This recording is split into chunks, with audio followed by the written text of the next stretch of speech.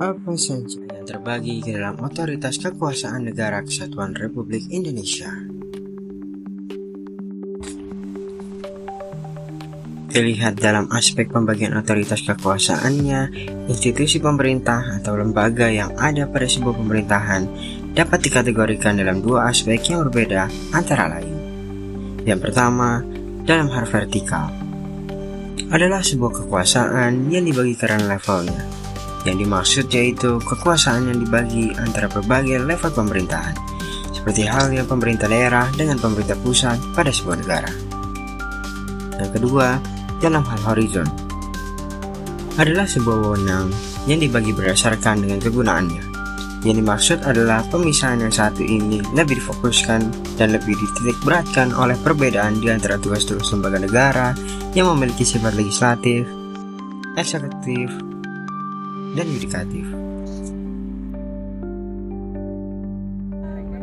Dalam video kali ini, membagi otoritas yang dimaksud adalah wewenang yang dibagi dalam hal horizon, yaitu wewenang yang dibagi berdasarkan kewajiban yang tidak sama antara satu dengan lainnya dalam jenis dan fungsi yang dilakukan oleh lembaga negara yang berbeda pada sebuah negara: legislatif, eksekutif, dan yudikatif. Sebelum masuk dalam pembahasan yang lebih dalam mengenai pemahaman tentang ketiga aspek tersebut, perlu kita semua pahami bahwasannya Konstitusi Negara Republik Indonesia telah menghadapi banyak amandemen. Yang dimaksud amandemen yaitu sebuah proses untuk mengubah ketentuan atau kebijakan dalam sebuah regulasi yang telah dibuat sebelumnya, baik dengan menambah, mengurangi, atau menghapus aturan tertentu. Amandemen Undang-Undang Dasar Negara Kesatuan Republik Indonesia tahun 1945 telah banyak menghadapi perubahan yang telah dilaksanakan sebanyak 4 kali amandemen. Antara lain, yang pertama, amandemen yang pertama kali dilaksanakan dan berlangsung selama 8 hari, ini mulai pada tanggal 14 Oktober 1999 sampai dengan 21 Oktober 1999 dan diresmikan pada sidang umum Majelis Permusyawaratan Rakyat.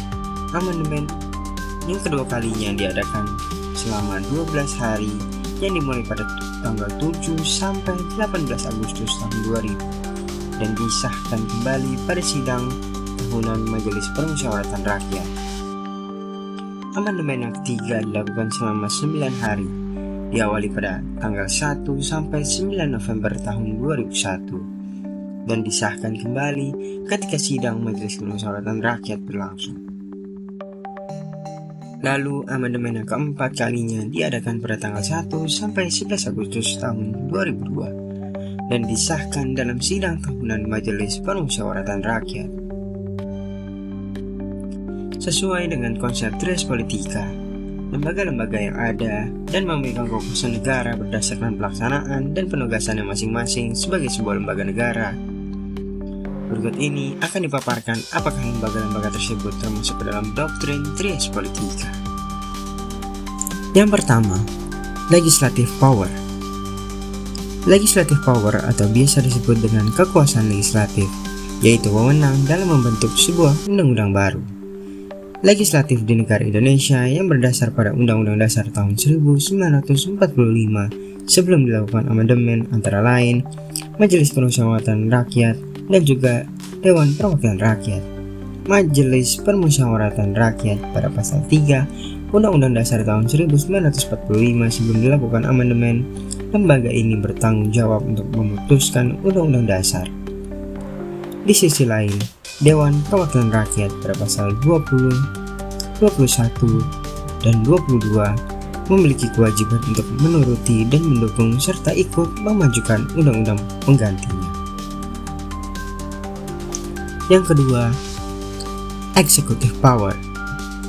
Yang dimaksud wewenang eksekutif yaitu sebuah wewenang yang menjalankan undang-undang tersebut. Eksekutif di negara Indonesia yang berdasar pada Undang-Undang Dasar 1945 sebelum dilakukan amandemen yaitu seorang kepala negara, dalam hal ini Presiden. pada saat belum dilakukan amandemen Undang-Undang Dasar tahun 1945, sebagaimana sebelumnya disebutkan pada pasal 6 ayat 2 yang menerangkan, Presiden dan Wakil Presiden dipilih oleh Majelis Permusyawaratan Rakyat dengan suara paling banyak. Presiden Republik Indonesia memegang wewenang pemerintahan yang berdasar pada Undang-Undang Dasar 1945 sebelum amandemen pada pasal 4. Yang ketiga, Yudikatif Power. Wewenang yudikatif yang juga dikenal sebagai kekuasaan kehakiman adalah lembaga yang bertanggung jawab serta memiliki kewajiban dalam menjaga undang-undang lalu kepada masyarakat memberikan sebuah peradilan untuk memutus sebuah persoalan dan menjatuhkan jeratan kepada setiap pelanggar aturan undang-undang di Indonesia. Badan yudikatif yang bertanggung jawab dalam hal ini adalah Mahkamah Agung.